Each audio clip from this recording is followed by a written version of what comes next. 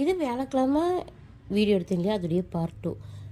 எல்லா அம்மாக்களுக்கும் குழந்தைங்க கூட விளையாடுறதுக்கு ரொம்ப பிடிக்கும் இல்லையா. மின்னுக்கும் ரொம்ப பிடிக்கும், ரொம்ப விளையாடுவா, நல்லா விளையாடுவா, கரிச்சு வைப்பா. அவங்க கத்துறது பார்த்தா நமக்கு பயமாக இருக்கும், இவங்க நல்லா கரிச்சு வைக்கிறாளாட்டுருக்கு. நான் பார்த்தா அவங்க விளையாட்டு தான் அது.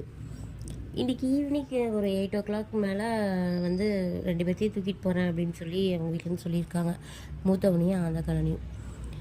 எனக்கு ஒரு பக்கம் அவங்கள வச்சுக்கணுன்னு தான் ஆசை. வாடகை வீடு, நமக்கு அது சுத்தமாக முடியாது.